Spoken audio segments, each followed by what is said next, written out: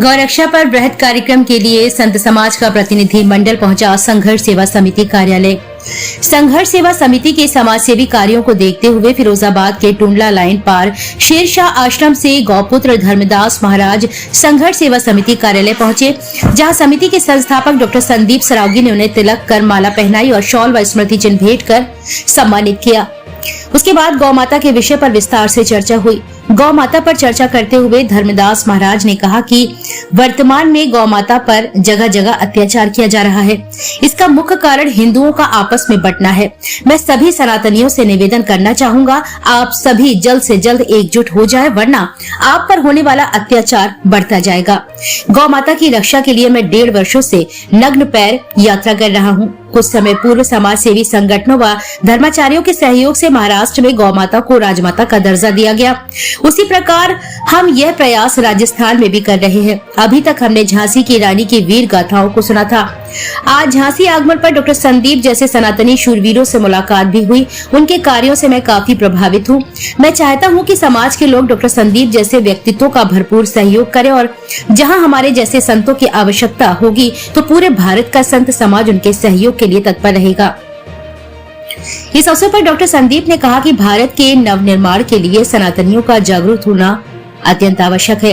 हमारे देश के संत हमारी सामाजिक और सांस्कृतिक व्यवस्था की धुरी है। गौ माता की रक्षा के लिए संत समाज शुरू से प्रयास कर रहा है, लेकिन अब यह प्रयास युद्ध स्तर पर प्रारंभ हो गए हैं।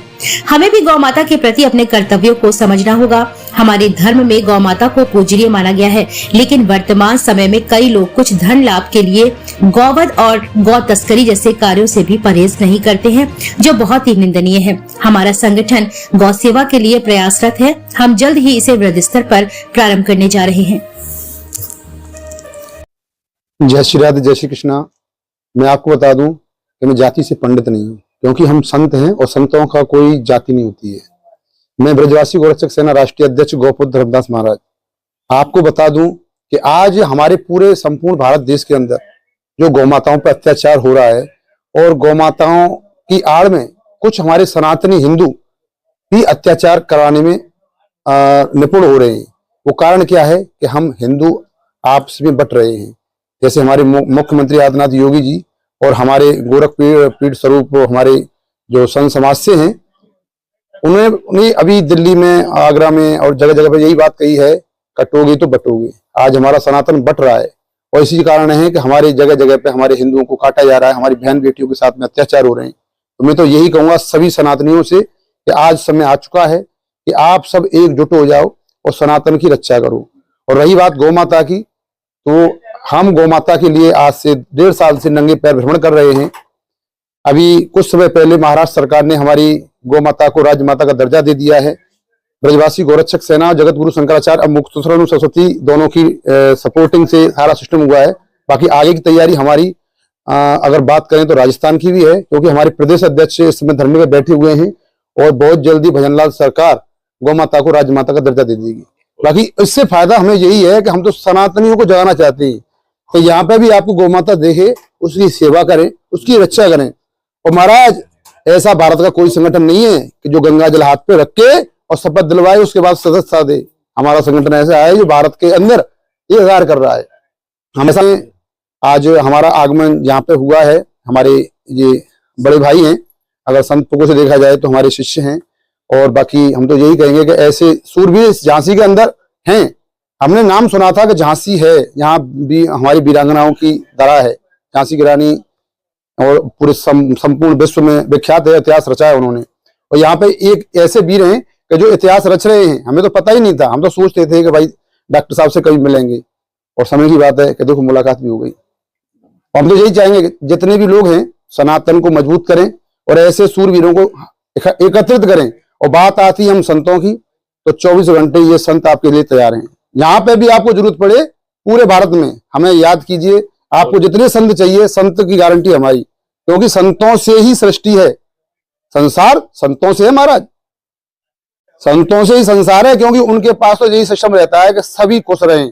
अगर उनके ऊपर कोई आपदा आ रही है किसी परिवार पर, तो हे ठाकुर जी उनको ठीक रखें और वो आपदा हमें दे दें। क्योंकि हमें क्या करना है भाई, हम तो बस भक्ति में लीन है। हमें क्या करना है, भगवान से ये आरती लगानी है, भगवान इनकी मनोकामना पूरी करो।